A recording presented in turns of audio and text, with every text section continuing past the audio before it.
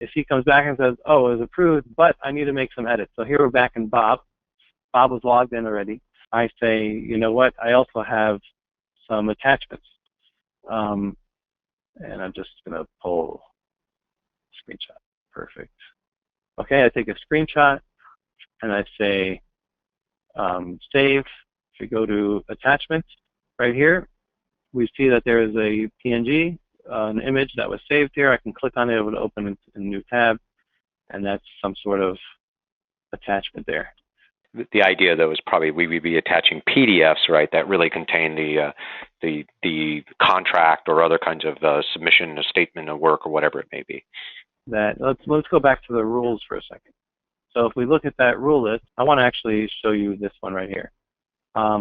If it's over 100,000 and less than 2, we have a rule here that says it requires an authorized signer as well as both co-CEOs.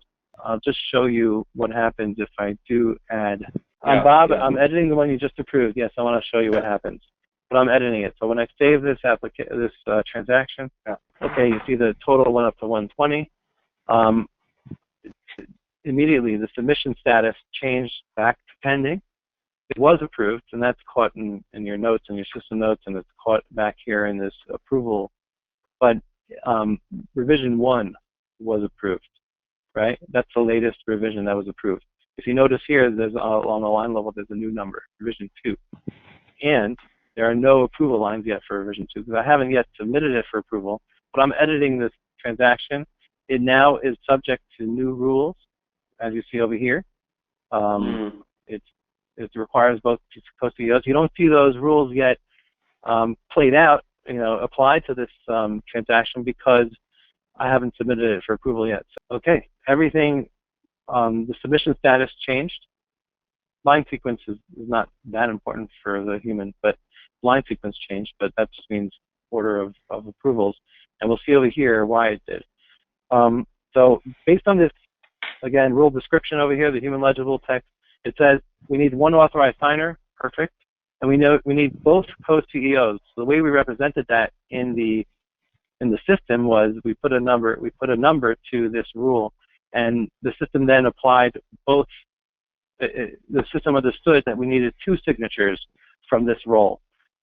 It could have been 3 or 4. Obviously, there are only 2 co-CEOs. But if we needed, let's say, from that team, if we needed 5 signatures, 4 signatures, it's flexible. We can do anything that is required. So here it's obviously only 2 because there's only 2 co-CEOs. So all these are pending. Can I ask a quick question? If the PO is amended, but you stay within the same authorized signatory threshold, the way we designed it, it's not. We assumed the system would not require a new approval. It wouldn't be. But if you wanted a notification of some sort to go out, that can happen. Right now, the concept of amendment is in this revision capacity. So the revision mechanism, when you commit it, the rules are evaluated again, and if the rule changes, then it moves back into that submission status of pending, because it's like you significantly changed the structure of what's going on. That's what's important to remember, though. No matter what, the revision that was approved is stamped, and so they can see what was it at that point by looking at those lines. That will never change. That becomes hard.